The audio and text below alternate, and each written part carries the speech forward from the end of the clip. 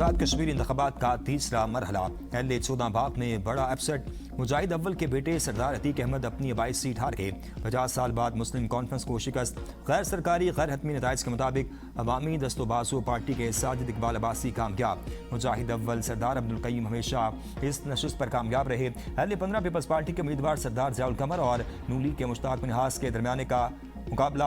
हल्का number LA-16 में नून league के सरदार अमीर अकबर को बरतरी हासिल। पीपल्स पार्टी के सरदार कमर समान खान पीछे। LA-17 में पीपल्स पार्टी के उम्मीदवार वज़ीर आज़म फैसल मुमताज़ राठौर को सबकत हासिल।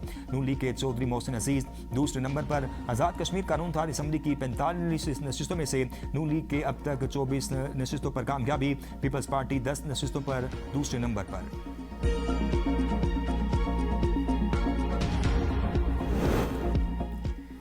पीपल्स पार्टी का इलेक्शन के तीसरे मरहले में भी धांधली का इल्जाम। सेक्रेटरी जनरल नय्यर हुसैन बुखारी ने कहा, नून लीग ने पहले और दूसरे मरहले के बाद तीसरे मरहले में भी धांधली के रिकॉर्ड कायम कर दिए। पीपल्स पार्टी मुसलसल चीफ इलेक्शन कमिश्नर और सेक्रेटरी इलेक्शन कमीशन को शिकायत से आगाह कर रही है। हर शिकायत पर कहा जा रहा है कि कुछ नहीं हुआ, सब ठीक है। पीपल्स पार्टी रहनुमाओं परवशा खान शहला रजा ने प्रेस कॉन्फ्रेंस करते हुए कहा, आज़ाद कश्मीर का इलेक्शन तारीख का मुतनाज़ तरीन इलेक्शन है।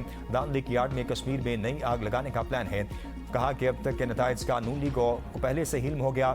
नून लीग के वज़रा ने नताइज का पहले ही ऐलान कर दिया। बिलावल भुट्टो ने कहा कि यह हसास इलाका है, धांधली रोकें वरना हम नहीं मानेंगे। नून लीग के हक में कश्मीरी अवाम ने वोट दिया। अवामी राय का एहतराम जरूरी है। वोट को इज्जत देने के लिए धांधली का खात्मा जरूरी है। हर थोड़ी देर बाद उनके प्यादे सिंध हुकूमत का दुखड़ा सुनाते हैं।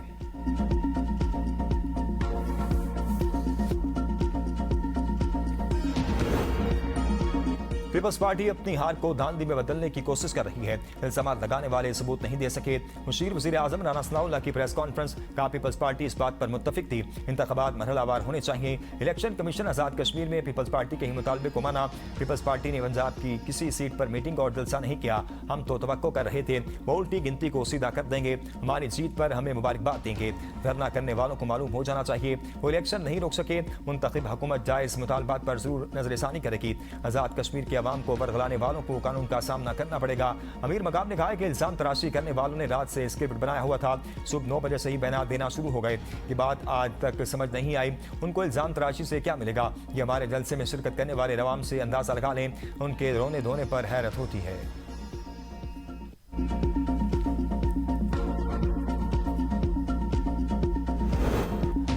मक्का मुआहदे का मकसद जारियत नहीं, ये मुआहदा तीनों मुल्कों के दरमियान खित्ते में अमन सलामती खुशहाली के लिए है। वज़ीर आज़म शहबाज शरीफ की वफाकी काबीना के इजलास में गुफ्तगू। कहा, मैंने शरीफैन का तहफ़्फ़ुज़ मुल्क कौम और मुसल्लह अफ़वाज के लिए अहम फरीज़ा है। मक्का मुआहदा पाकिस्तान और सऊदी अरब के दरमियान पहले से मौजूद दिफाई ताउन के मुआहदे की तौसी है।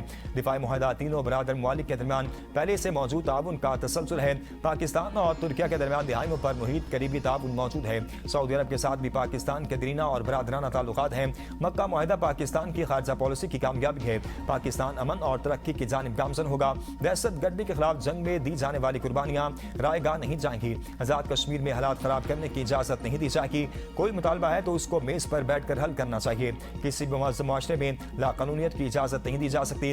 नून लीग आज़ाद कश्मीर में एक बार फिर तरक्की और खुशहाली का सफर शुरू करेगी। काबीना ने मुल्क की दिफाई मुआहदे को तारीखी करार दे दिया।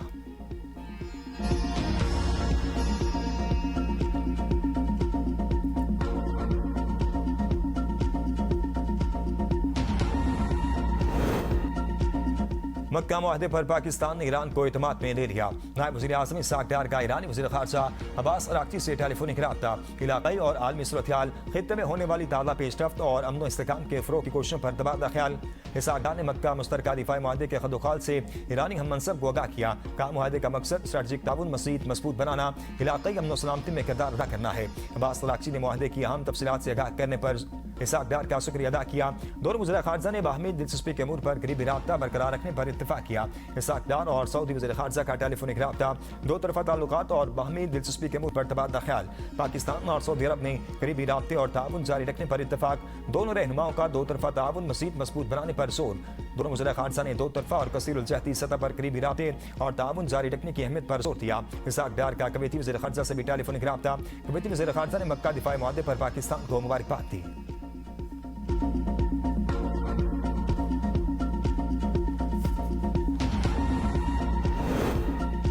पाकिस्तान, तुर्किया और सऊदी अरब के दरमियान दिफाई मुआहदे से ईरान को कोई खतरा नहीं। तर्जुमान ईरानी वज़ारत ख़ारजा इस्माइल बकाई का कहना है, अमरीकी सिक्योरिटी की नाकामी के बाद खित्ते में नए मुआहदे हो रहे हैं। नया इलाक़ाई इत्तेहाद जाहिर करता है अमरीकी सिक्योरिटी गारंटी काबिल एतबार नहीं। खित्ते के ममालिक जान गए सिक्योरिटी झूठे ब्रोकरों से खरीदी जाने वाली शय नहीं। हक़ाइक़ पर मबनी और दुश्मन की दुरुस्त निशानदही करने वाला हर मुआहदा इलाक़ाई सलामती के लिए अहम है। बाहमी मुआहदे की खिलाफ वर्जियाँ जारी रहीं तो अमरीका से कोई बातचीत नहीं होगी। अमरीका मशरिक़ वस्ता में अदम इस्तेहकाम का जिम्मेदार है। पाकिस्तान ने अब्बास अराग़ची और मोहम्मद बाकिर कालिबाफ को मुज़ाकरात के लिए इस्लामाबाद के दौरे की दावत दी है। दोनों रहनुमा मुनासिब वक्त पर पाकिस्तान का दौरा करेंगे। पाकिस्तान ने अमेरिका और ईरान के दरमियान कशीदगी कम करने के लिए अहम किरदार अदा किया। ईरानी क़यादत पाकिस्तान की जानिब से सिफारती कोशिशों को कदर की निगाह से देखती है।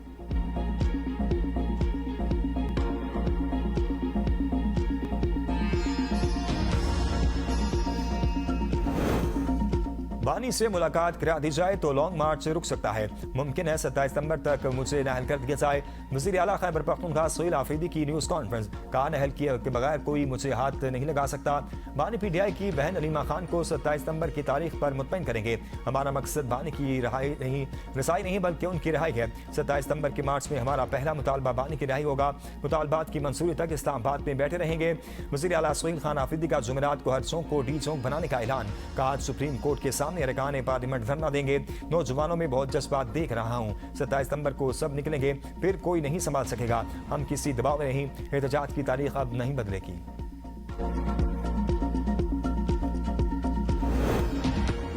जुमेरात तक बानी PTI से मुलाकात नहीं हो सकती। सोहेल आफरीदी 20 लाख अफराद इस्लामाबाद लाकर दिखाएं। मुशीर वज़ीर आज़म राना सनाउल्लाह कहते हैं धमकियों से मुलाकात नहीं होगी, कानूनी तरीक़ाकार अपनाना चाहिए। मुझे लगता है कि वज़ीर आला खैबर पख्तूनख्वा के साथ हाथ हो गया। इस बार नाकाम हो गए तो इन्हें दोबारा उसी तनख्वाह पर गुजारा करना पड़ेगा। तहरीक इंसाफ के इसी रवैये की वजह से बानी से मुलाकात नहीं हो रही। खिलाफ वर्जी पर बानी PTI से मुलाकातें रोकी गई हैं। बानी से मुलाकात की सूरत का गलत इस्तेमाल नहीं होने दिया जाएगा। एहसन इकबाल की सोहेल आफरीदी पर कड़ी तनकीद, कहा पाकिस्तान के नौजवानों को काकरोचों से तशबीह देना दुरुस्त नहीं। सोहेल आफरीदी सड़कों पर जोर लगाने के बजाय KPK की बेहतरी और अमन पर जोर लगाएं। जलाओ गिराओ की सियासत मुल्क दुश्मनों को फायदा पहुंचाने वाली बात है।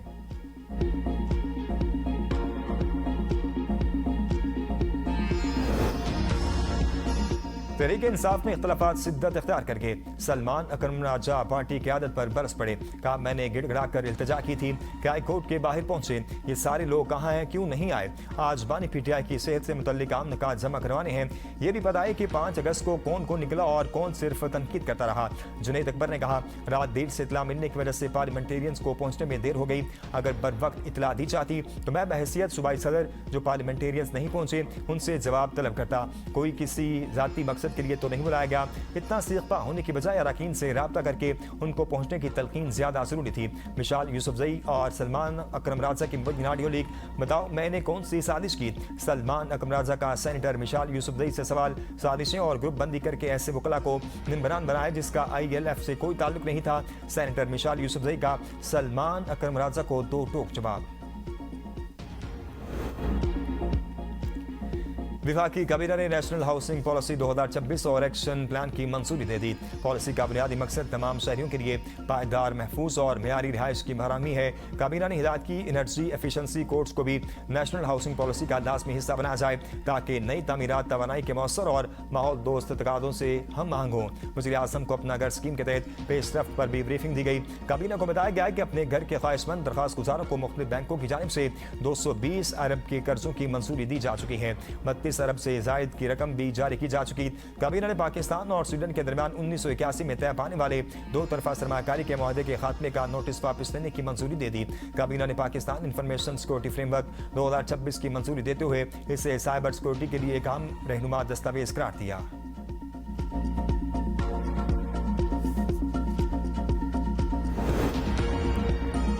वज़ीर आज़म शहबाज शरीफ की ज़ेर सदारत वफाकी काबीना का इजलास। वज़ीर दाखिला मोहसिन नकवी काबीना इजलास में शरीक न हुए। निज़ाम तबाह होने के बयान पर वज़ीर दिफा ख्वाजा आसिफ ने कहा था कि मोहसिन नकवी काबीना इजलास में शिरकत नहीं करते, जबकि मोहसिन नकवी ने दावा किया था काबीना इजलास में उनकी शिरकत 70% है।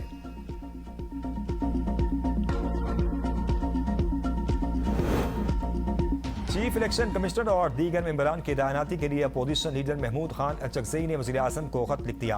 कहा chief election commissioner member Sindh और बलूचिस्तान की मुद्दत 26 जनवरी 2025 को खत्म हो चुकी। आइन के तहत तमाम अहम नशिस्तों पर मेंबरान इलेक्शन कमीशन और चीफ इलेक्शन कमीशन की तैनाती की जाए।